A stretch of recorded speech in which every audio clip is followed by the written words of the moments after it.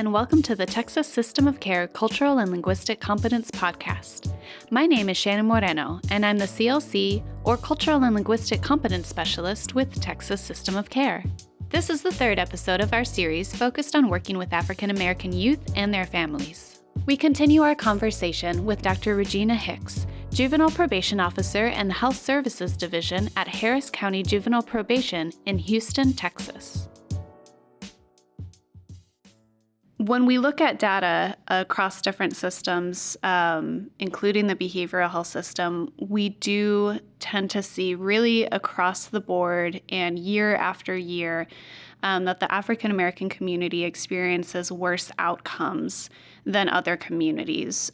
Certainly, even when certain factors are taken into consideration, such as socioeconomic status, rurality versus living in a more city or urban environment, level of education of parents, all these different factors, when those are kind of controlled, we still tend to see worse outcomes for African American children. And that is something that is known. When I do trainings, I kind of always say, honestly, without even showing the data, I think that that's something that tends to be known in our larger societies, that the African American community in general is experiencing worse outcomes. Not everyone necessarily knows, the specific data sets and, exactly what that looks like. And when I do show data slides regarding things like infant mortality, disproportionality within our different systems, people tend to be kind of taken aback or shocked at the extent of these issues.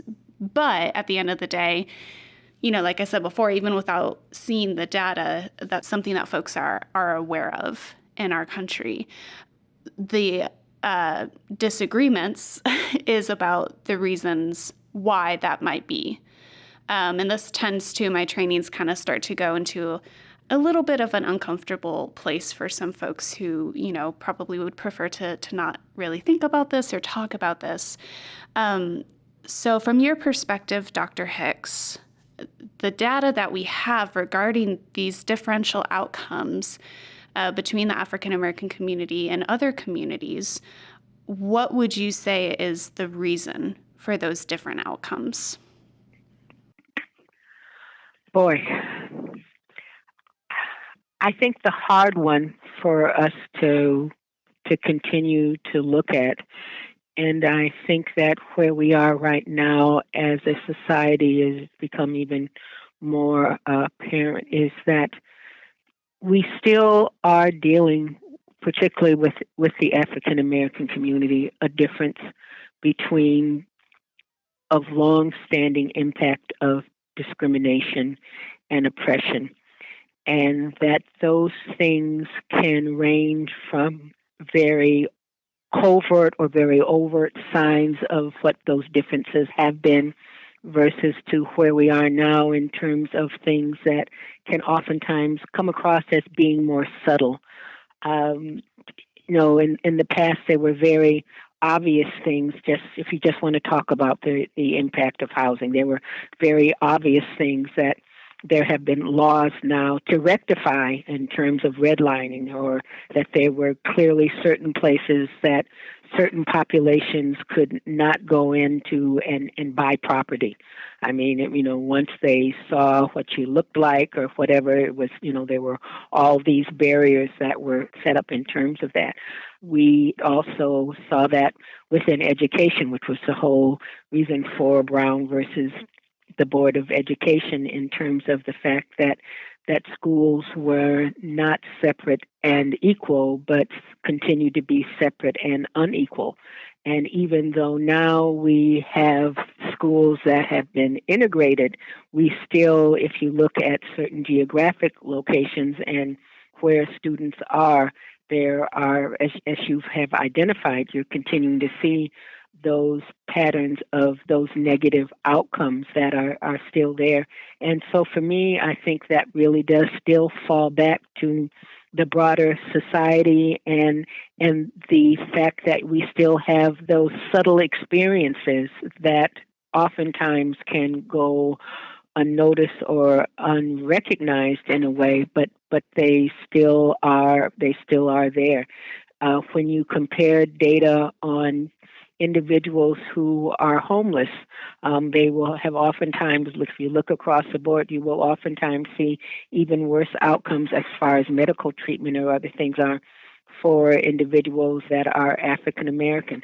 So you see you see that homeless, smelly African American man, and people are really shying away from them differently than because of what the media has seen and other things. And so and those are the things that that you're not even aware of that's going on, but you are really acting on that from a very unconscious place. And so that's why when people say, well, I meet folks and I don't see color, and I say, that's not really true. You do. That's just been part of our socialization, and that's okay. I mean, for me, it's better to acknowledge that as a difference and being able to start working in a very honest way from whatever you're going to be trying to assess or make a change with than to try to act like that is not what's going on or not what's happening.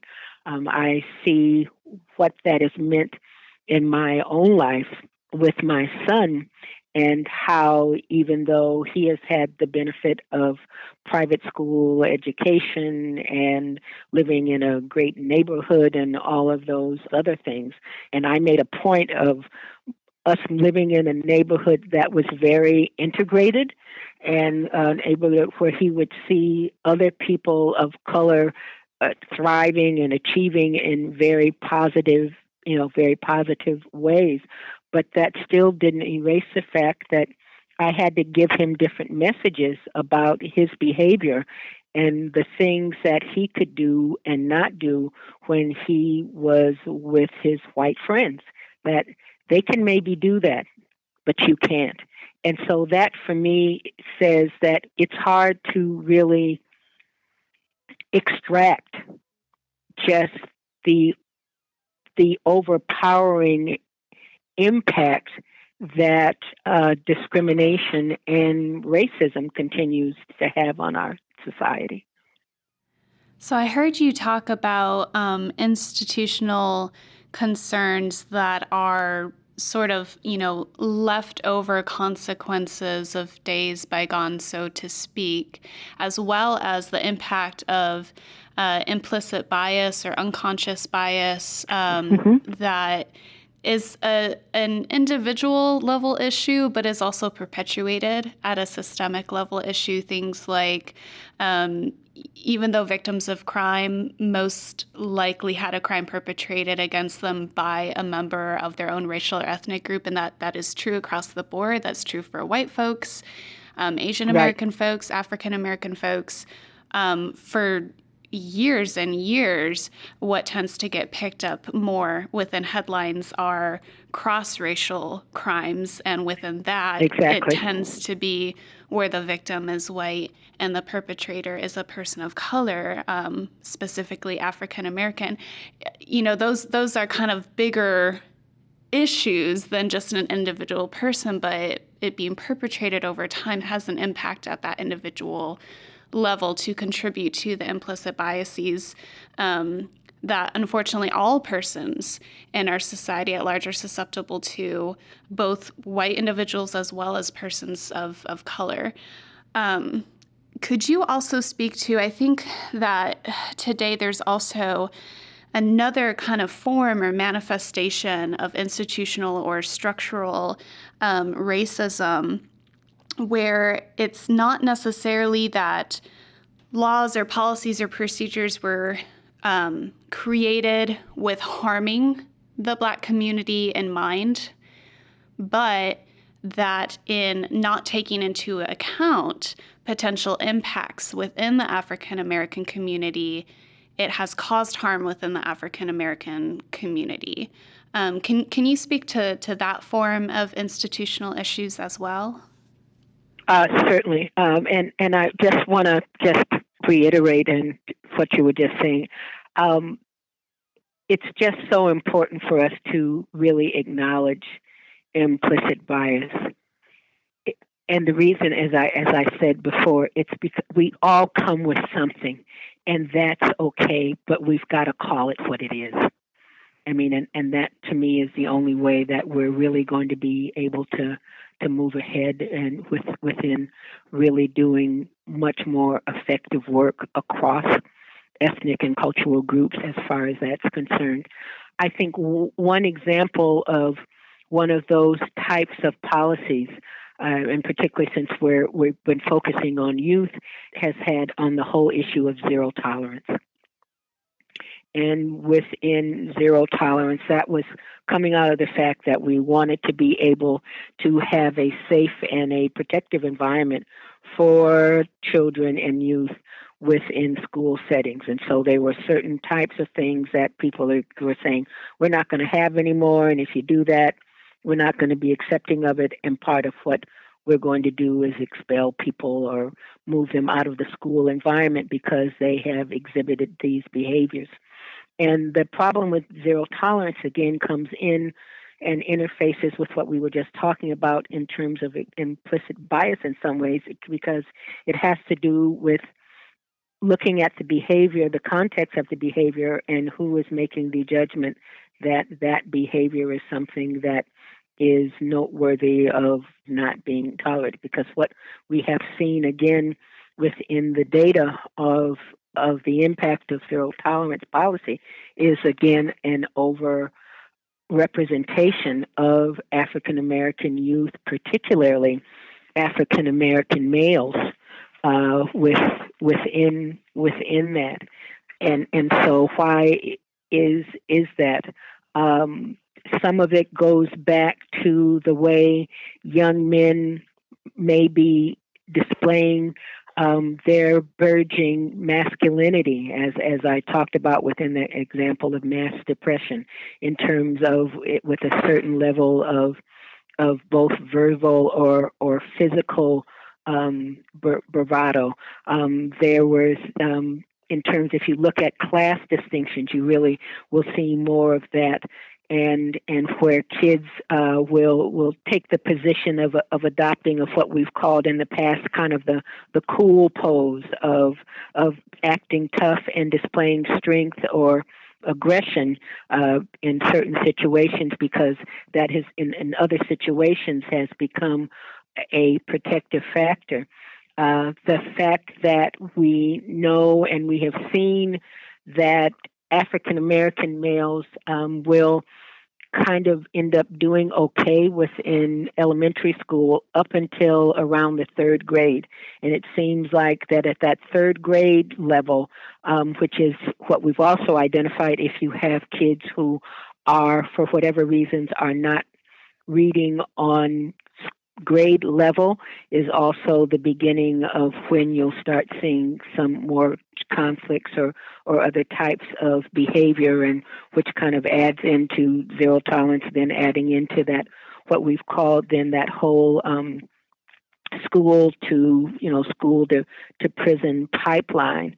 And so what we've seen is that within young males getting in conflict within school, there has been a disproportionate level of punishment, or whereas a African American youth might get the more serious punishment versus his white counterpart for the same behavior, which again is, one of those things that goes back to, I think, some of that implicit things, what it means for that kids, when we look at the impact of the hip hop culture and, the kids that are sagging their pants and all that, which again has been something that came out of a dress code and a lifestyle that was more preponderant in African American youth.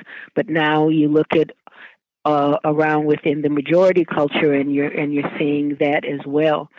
So I think that what we're looking at is that it was something that was intended to be good, but then we're also seeing a real disastrous collision, if you will, in terms of how those disciplinary actions have been taking and what it has meant particularly for African American males in terms of really being a mismatch in many ways between their youthful behavior and which again is now being seen as being deviant and therefore much more likely to be punished as opposed to understood or tolerated.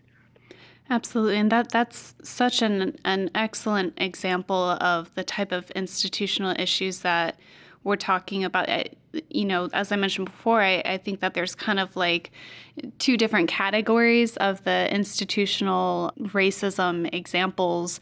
Some are, as I mentioned before, just continued ramifications from laws, policies, procedures, whatever the case may be, that very much were put in place with the purpose of harming the African American community. But then there's also laws, policies, procedures, whatever the case may be, that just simply did not have this community in mind, but solely focused on the strengths, the values, the perspectives, the life experience of majority culture, or more specifically European American or Anglo culture, that there's going to be some cultural differences there. Just like in the DSM, there are cultural bound syndromes. Similar to that, there's differences as far as what does respect really look like. What does learning even look like? Can be different across different cultural groups. And so that is an absolutely excellent example of a policy put in place with the intention of making a situation better, that when we look at the data and we also listen to the experiences of the African American community, data aside, but the data supports it as well, has caused a lot of harm. Absolutely. I hope you enjoyed today's CLC podcast. If you have any questions on how to bring CLC initiatives into your local system of care community, please feel free to email us at info@txsystemofcare.org.